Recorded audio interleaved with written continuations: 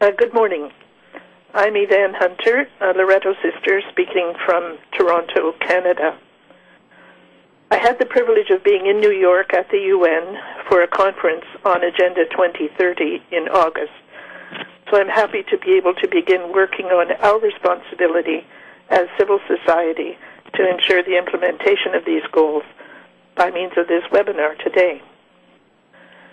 I'm going to talk about goals 1, 2, and 3 and some of the targets related to those goals. Goal 1 promises to end poverty in all its forms everywhere.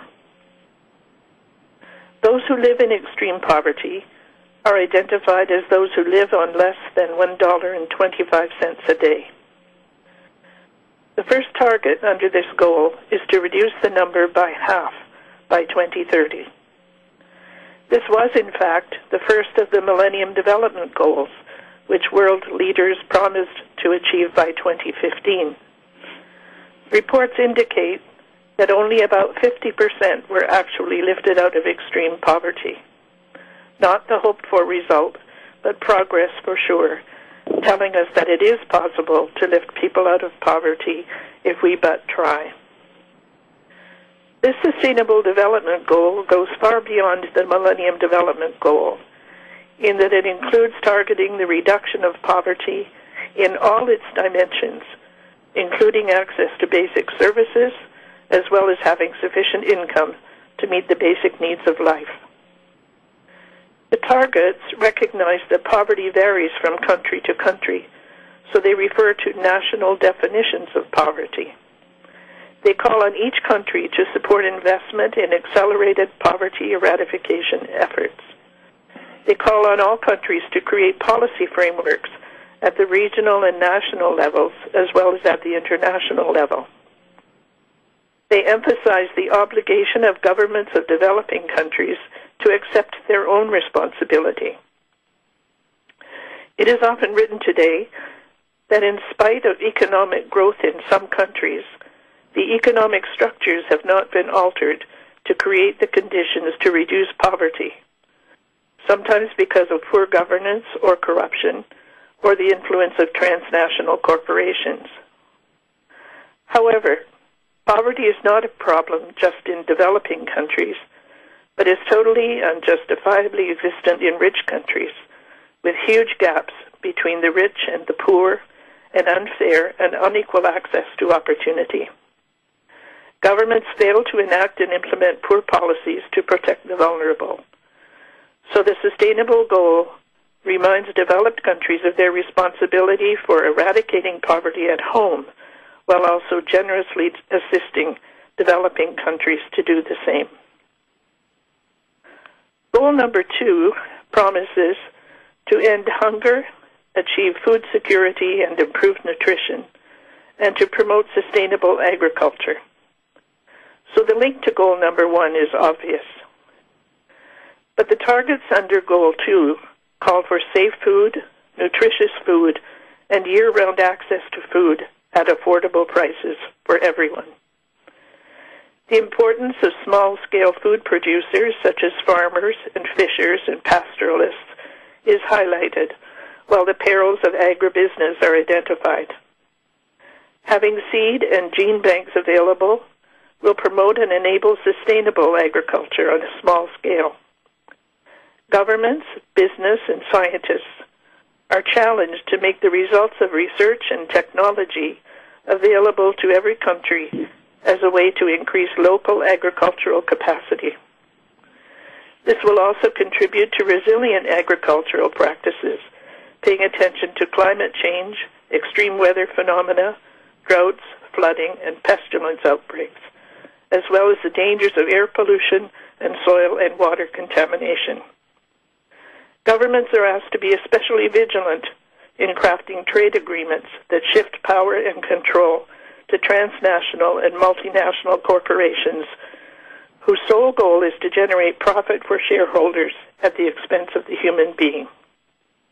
The interconnectedness of the goals and the message of Pope Francis in the encyclical is obvious here.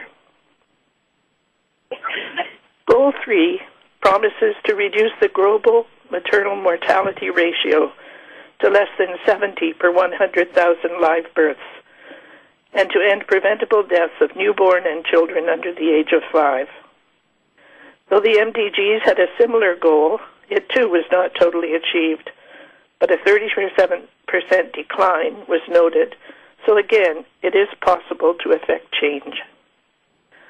Obviously, again, extreme poverty, food security, contaminated water, lack of access to services, as well as civil wars and other forms of conflict contribute to maternal, infant, and child mortality.